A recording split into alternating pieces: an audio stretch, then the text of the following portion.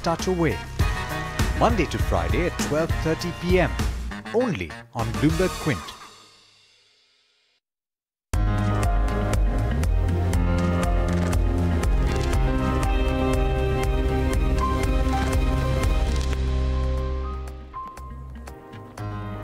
Good morning. You're watching All You Need to Know on Bloomberg Quint Live, and I'm Alex Matthew. First, the headlines. Polling begins today in the Lok Sabha elections, the world's largest democratic exercise in 91 constituencies spread across 20 states. Asian markets are off to a mixed start as global equities show sign of exhaustion after a strong start to the year. In a major development, the European Union has granted the UK an extension up to the 31st of October this year for it to leave the bloc. Officials of the US Federal Reserve last month scrapped plans to hike interest rates this year, citing significant uncertainties and persistently low inflation. That's according to the minutes of the last policy meet. And lenders to the struggling Jet Airways have extended the bidding deadline in order to enable what they called better participation. Well, we'll tell you a little bit more about all of that, but for now, let's turn to the US markets. It was a day of gains for those markets after the minutes of the last Federal Reserve meeting reaffirmed the belief that there will not be more interest rate hikes this year. The S&P 500 resumed its winning run after snapping an 8-day surge on Tuesday. Ranita Young of Bloomberg News tells you what happened in that session in this report.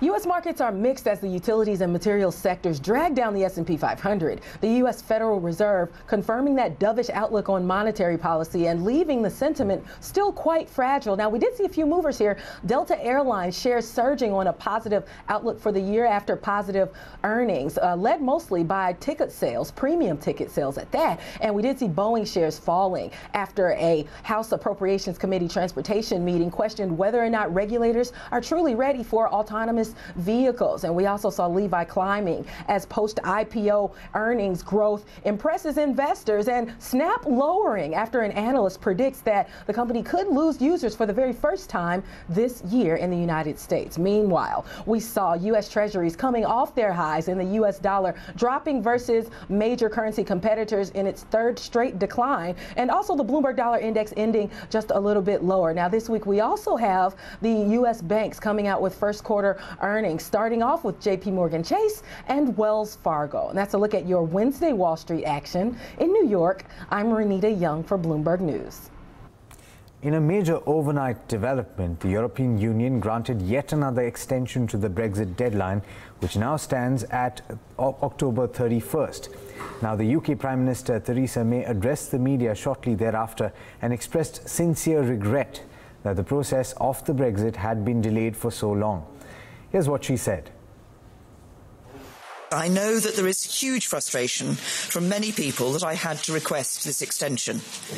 The UK should have left the EU by now, and I sincerely regret the fact that I have not yet been able to persuade Parliament to approve a deal which would allow the UK to leave in a smooth and orderly way. But the choices we now face are stark and the timetable is clear.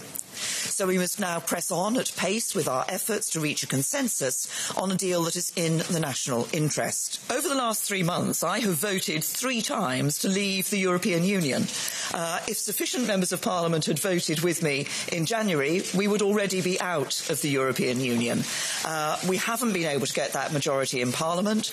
As you know, I have now been reaching out to find a way in which we can get an agreement that will command a majority across the House of Commons to ensure that we can put the legislation through, we can ratify the withdrawal agreement, have the withdrawal agreement bill through the House of Commons and the House of Lords, so that we can ratify this agreement and leave the European Union. All right, now Mario Tadeo of Bloomberg News has the key takeaways from that emergency summit in Brussels in this report. Have a look. It's gone past 3 a.m. This really has been a very heated discussion at times, but the UK and the EU have agreed to that extension. The new Brexit deadline will be October 31st, but obviously there was that very clear, very explicit warning from the Council President Donald Tusk to Prime Minister May, but also the House of Commons, to not waste time, to make sure that they use this time to get the deal through the finish line. And also a very clear message to Brexiteers: an extension by no means renegotiation. This is something that the EU will tell you is done and dusted. The ball very much in Prime Minister May's corner. She will now have to convince her MPs that this is the very final opportunity she gets. If you want a Brexit deal, the withdrawal agreement has got to be ratified. All right, with that, let's turn to the Asian markets. Rosalind Chin is joining us from the Bloomberg studios in Hong Kong. Thanks so much for joining us this morning, Rosalind. Several updates overnight on the political front and central banks. How are you looking at the Asian markets this morning? It certainly has been busy with a lot of things moving around. But right now we're seeing the MSCI Asia Pacific Index largely flat. There hasn't been a lot of impetus overnight, despite all these developments, to push things forward. But we did just get some data out of China, which may help give a little bit of direction today. So we just got the CPI and PPI numbers, inflation numbers out of China. We saw CPI for March at 2.3%. That's in line with expectations, basically reversing a deceleration trend that had started in October. We saw PPI, the factory prices, inflation. We were expecting an increase of 0.4%, and that was a number that came out. Now, although that is an increase, it is a little bit of an uptick. It still doesn't remove all the issues regarding the downward pressures on the economy. So those numbers in line with expectations, no big surprises there. The Shanghai Composite did open pretty much unchanged today, but now is making gains up by 0.28%. In Hong Kong, the Hang Seng is making gains of more than 1/10%. With Tencent leading the way, they're up by 2.5%. CSI 300 index just about flat, actually making gains of just under 0.1% at this moment in time. If we look in Japan, we do see the Nikkei is up by just over 0.1%. The Topix actually losing, though. Now, that's largely because the yen is holding on to its gains against the dollar. Now, we did see a bit more uncertainty extending for another 6 months, with that Brexit deadline going on now until October, as you mentioned. So export stocks there taking a bit of a hit. And we see Topix actually trading at the lowest level relative to the S&P 500 since the end of 2012, in fact. So not great news there for the Topix. And one of the stocks there, Rakuten, is down by more than 4%, 4.6% at this moment in time. That's largely after a lift that they got after the ride-hailing app Lyft debuted, because it's got a stake of more than 11% in Lyft, and also news of a Pinterest IPO possibly coming as well. But now we're hearing that Uber is also likely to file for an IPO, and that is taking a chunk out of Rakuten today, so down by 4.7% right now. And quickly, a look at Australia, where the S&P ASX 200 is falling by 0.4%, and that, of course, is a market where we saw an election being called for May the 18th. Back to you. So much for that, Rosalind. Well, let's talk a little bit more about what updates we got from the central banks overnight. Global central banks are getting wary of uncertainties around global growth. Minutes of the U.S. Federal Reserve's last policy meet indicated that the central bank is unlikely to hike interest rates this year, citing persistently low inflation. And meanwhile, ECB President Mario Draghi has also warned of downside risks to growth in the euro economy. Well, Kathleen Hayes of Bloomberg News tells you all about that in this report. The Fed is watchful, waiting. They know that there are downside risks to the European economy. They know growth has been coming in weaker. But for now, like the Fed, like the IMF's warning, Mario Draghi, head of the European Central Bank, after their meeting today, said there are reasons for them to be careful. Here's what he said. The risks surrounding the euro area growth outlook remain tilted to the downside on account of the persistence of uncertainties related to geopolitical factors, the threat of protectionism, and vulnerabilities in emerging markets. You know, of course, one of the things that started this global second look at the economy has been Purchasing Managers Index, manufacturing gauges around the world getting weaker. Let's look at the Bloomberg Library chart right now for a very important chart. We're going to see the blue line, that's the German PMI. It's below 50 now. That's showing contraction down to about 44. That's a very weak reading. France is the yellow line, just barely dipping below 50, but heading in the same direction. The idea of this chart is as these the manufacturing industries get weaker, services gets weaker too. That white line is the Euro area services PMI. In other words, if you're not getting a paycheck, you don't have or you're not making as much money in the manufacturing sector, you don't have as much to send outside. One good thing Mario Draghi said, he sees that the risk of a recession remain low. He also said that the first line of defense for the ECB, should the economy weaken even more, will be the targeted bank loans he's been talking about, the targeted financing, and he's once again mentioning the possibility of tweaking negative interest rates. Negative interest rates hurt banks.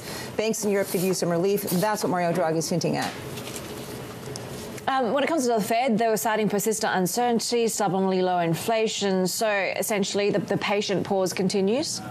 And we got some data, absolutely, Heidi, and we got some data today. Consumer prices, not the Fed's main gauge, but if you look, you'll see that there was a slippage here in the core CPI. It came in a bit lighter than expected at 1.8% year over year. It had been 1.9% year over year. The headline CPI also coming in a little bit weaker. So it's not so much that this is telling the Fed that things are slipping a lot, but this could be signaling what could happen to the core PCE. And in fact, Janet Yellen is speaking in Texas, and she is talking about the fact that it's the right thing for the Fed right now to have a patient pause. She also says she does not see rate hikes as rate cuts needed right now. Politics not entering into what the Fed's doing.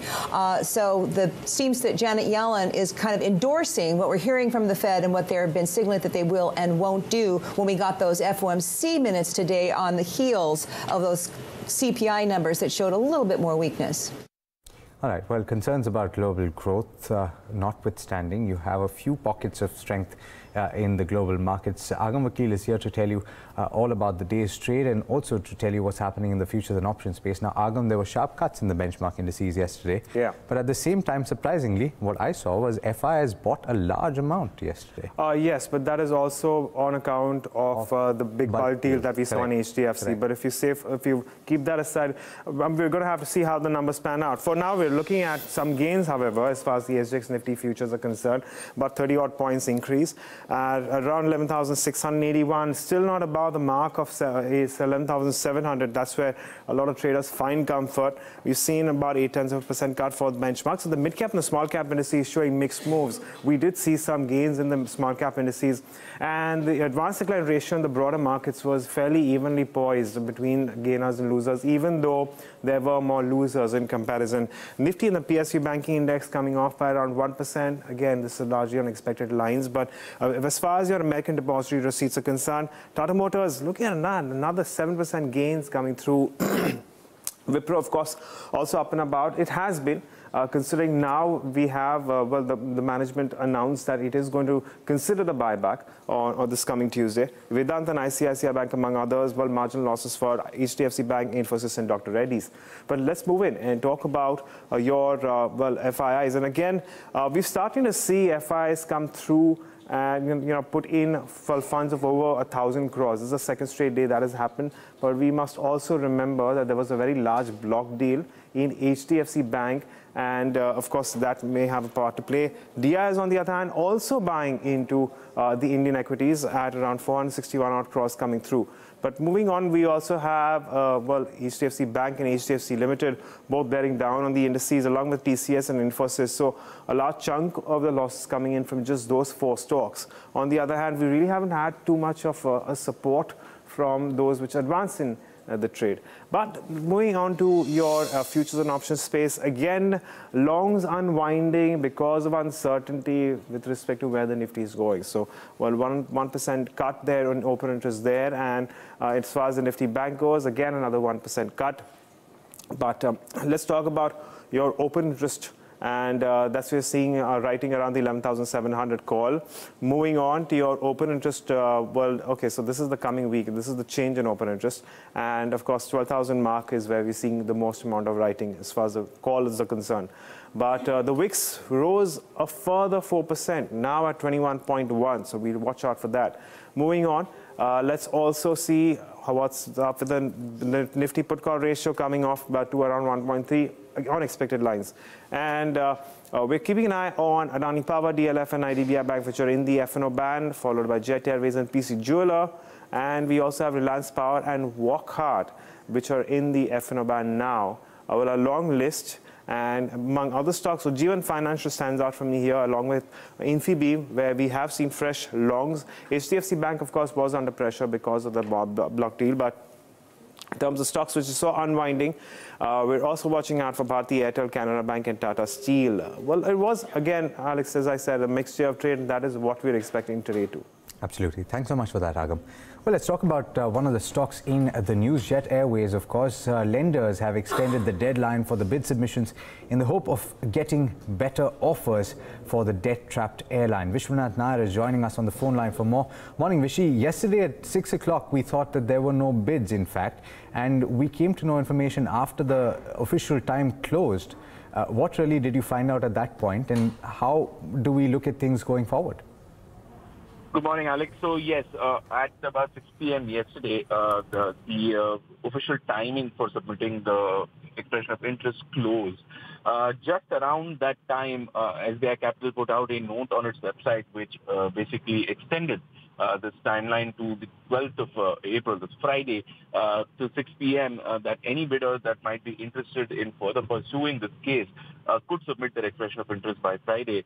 Now, later last night, SBI Capital put out a statement to the press which said that they had received some interest and that more people had come back with queries saying that if they had more time, they would be interested in participating. And to ensure that more participation happens, the lending consortium for Jet Airways had decided to extend this deadline to Friday.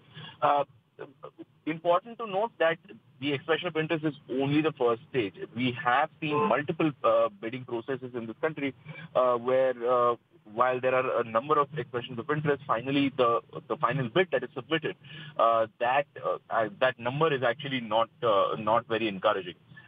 So we are yet to see what happens in Jet Airways. That deadline for submitting the final bid is on the 30th of April. So these people who are submitting the expressions of interest will have that much time between 12th of April and 30th of April to actually conduct some kind of due diligence into Jet Airways' books, and then take a call on whether they want to participate in this bidding process at all.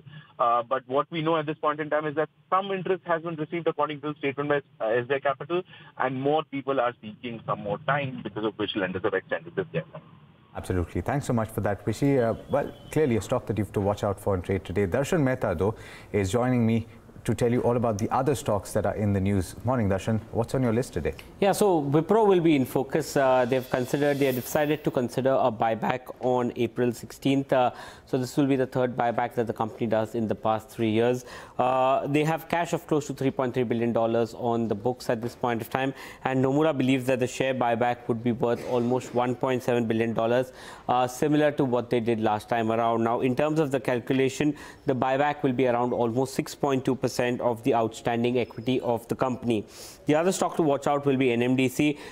The monthly and yearly sales numbers are out. The March sales were down 13% at 3.6 MT versus 4.15, and even the yearly sales was down almost 10% for the company. Welspun Corp will be in focus. They receive additional pipe orders of 180 KMT on a global basis. Confidence Petroleum, a small company, will be in focus. They've received license for 10 more auto LPG dispensing stations. Now the number of stations that they have goes up from 186 to 196. Wockhardt gets the US FDA nod for the generic version of Tacogen. The market size is $120 million, not very large, but considering Wockhardt's issues in the US, is a sizable number for them. The product will be manufactured at the contract manufacturing facility in Hyderabad, since their plants are under import alert. And NBCC says they have secured orders worth almost 3,032 crores in the month of March. Thanks so much for that, Darshan. Well, the day has finally dawned. We've been building up to this since last year. the first phase of the Lok Sabha elections begins today.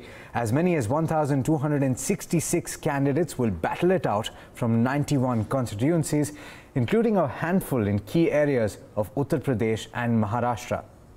Amongst the leaders, Narendra Modi is looking to win a second term, but the opposition is doing all it can to stop the Modi wave. Tamanna Inamdar tells us what to expect in this first phase.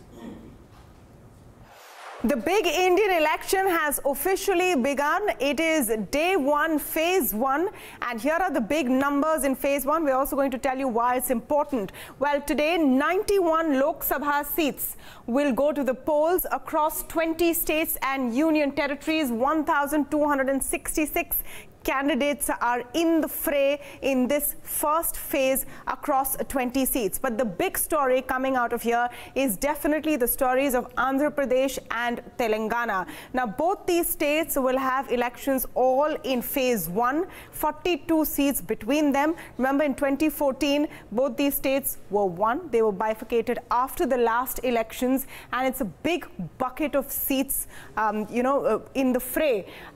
Let's see who are the key players. And that is why this phase is so exciting. There are three top regional leaders who are hoping to have a bigger role in the next government. It's a chance they will get if there's no clear majority. K. Chandrasekhar Rao, the Telangana Chief Minister, is hoping to hit 17 on 17 in his state, leaving one seat for his friend Asaduddin Owaisi.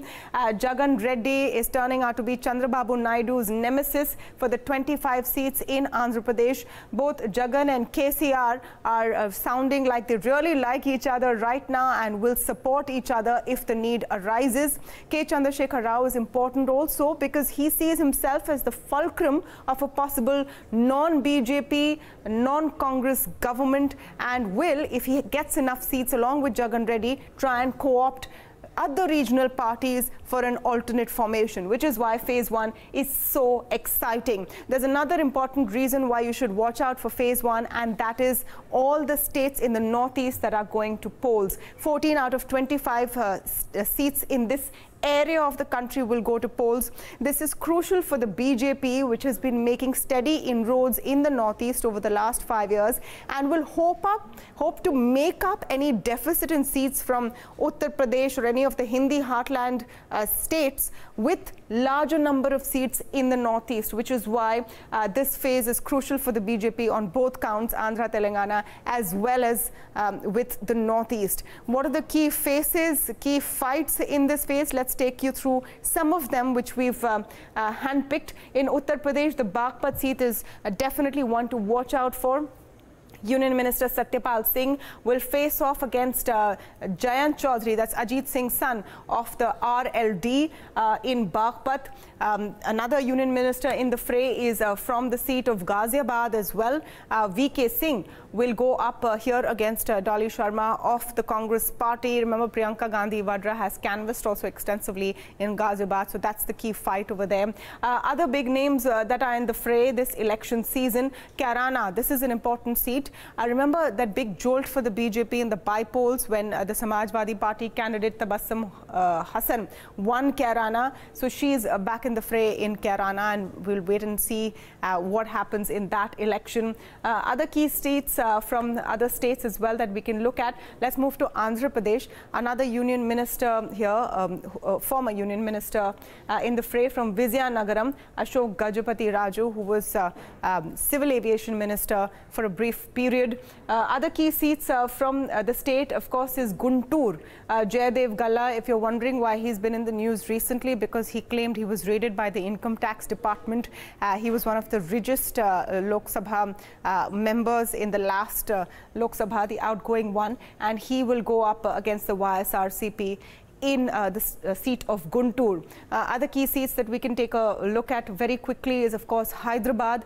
Asaduddin Owaisi, who's already made it clear that he's going to go along with KCR, which is why between him and the TRS, they're hoping to have a complete stranglehold over the state of Telangana and thus play a larger role in a government. Again from Telangana, K. Kavita, she's KCR's daughter, will be fighting from the Nizamabad seat. This one's interesting because nearly 200 farmers have filed to fight this election from this seat, and they say that they're fighting in protest of KCR's policies towards farmers and the agri sector in his state. So these are some of the key seats from Telangana. Let's take a quick look at some other ones from Bihar. Jitan Ram Manjhi, who was Chief Minister briefly of Bihar, is now a candidate from the Mahagathbandhan, which includes the RJD and the Congress, will go up against Vijay Kumar of the JDU. So these are just some of the seats that we've picked out for you. But of course, it is a big fight, an exciting one, and tells us that election season has well and truly begun. It has indeed. Now, politics, they say is a hard profession to pursue, but these families seem to have trained their younger generations well. And we aren't talking about the Gandhi family bastions of Amethi and Raebareli. Hormuz Fatakia takes you through some of the other family bastions in the country. Politics. People say it runs in the blood, and certain families are a testament to that phrase. Now we all know about the Gandhi family and their domination of Amethi and Raebareli. So choosing to give those seats a miss, we have decided to bring to you some of the other family constituencies. But before I begin, let me tell you the criteria through which we have picked these seats. First, the candidate or its immediate kin would have represented the seat for 5 or more terms. And second, there would not be a gap of more than 5 years, if any, between 2 successive terms. So let's get started. From the northeast first, former Assam Chief Minister Tarun Gogoi won his first Lok Sabha election in 1991 from the Kaliabor constituency. After a 2-year gap in 1996, he returned to win the seat in 1998 and 1999. After becoming Chief Minister of Assam in 2002, Gogoi passed on the mantle to his brother Deep Gogoi, who represented the seat until 2014. The seat is now represented by Tarun Gogoi's son Gaurav Gogoi, who replaced his uncle in 2014. We now move to West Bengal, and here's an interesting one. Malda was represented by Abu Barkhat Ghani Khan Chaudhary for 26 years. Starting 1980, Chaudhary was the sitting MP until his death in 2006. After his death, his brother Abu Hasim Khan Chaudhary represented the seat until 2009, when the seat was reorganized and split into Malda Uttar and Malda Dakshin. The split had no effect on the voters whatsoever. Malda Uttar is now represented by Chaudhary's niece Mausam Noor, and Malda Dakshin is represented by Abu Hasim Khan Chaudhary. That's a record 11 terms in office for the same family. We now head down south for the next 2 seats, starting with Andhra Pradesh first. Y.S. Rajashekhar Reddy emerged as one of the key figures for the Congress party in undivided Andhra Pradesh, winning 4 Lok Sabha polls from Kadapa starting 1989. The seat was then represented by his brother Vivekanand Reddy and then by Rajashekhar Reddy's sons Jagan Mohan and Avinash Reddy. The brothers will now lead the YSR Congress party in the upcoming elections. On to Telangana next, and its capital city of Hyderabad, where Asaduddin Owaisi will be seeking a 4th term as MP after winning every election starting 2004. However, the seat was earlier represented for 6 previous terms by his father, Sultan Salahuddin Owaisi. Owaisi Sr. won his first election as an independent candidate in 1984 before winning the next 5 terms as an AIMIM representative. We move up north now and take a stop at Madhya Pradesh, where the royal family of Gwalior has been ruling over Guna since 1971, with a minor disruption in 1984. Madhav Rao Sindhya represented the seat thrice first, after which his mother, Rajmata Vijaya Raje Sindhya, won the election in 1989 and went on to represent the seat until 1999. Madhav Rao Sindhya became an MP for the 4th time in 1999, a stint that was tragically cut short due to his death in an air crash. After his death, the seat is now represented by his son Jyotiraditya Sindhya, who has been undefeated from the seat since 2002. That's a record 11 out of the last 12 elections here have been won by the Sindhya family, albeit from different political parties. And lastly, to the constituency closest to the national capital, and that's Bagpat, represented currently by former Police Commissioner of Mumbai and junior HRD Minister Satyapal Singh. But before Satyapal Singh, it was the father-son duo of Chaudhry Charan Singh and Ajit Singh who ruled the roost in Bagpat. Former Prime Minister Chaudhry Charan Singh was a 3-time MP from the seat starting 1977, after which Ajit Singh went on to represent the seat until 1998, and after a one-year gap returned to win the people's mandate in 1999 and go on to represent the seat till 2014. This time around, it will be Ajit Singh's son Jayant Chaudhary who will be taking on Satyapal Singh. So these were some of the family bastions we have brought to you. Whether these fortresses survive the voter test this time around, we shall know on the 23rd of May. Well, we shall know indeed. That's just a small glimpse of the miracle that is the Indian elections. For all the coverage of that event that starts today, do tune in to Bloomberg Quint. Thanks so much for watching.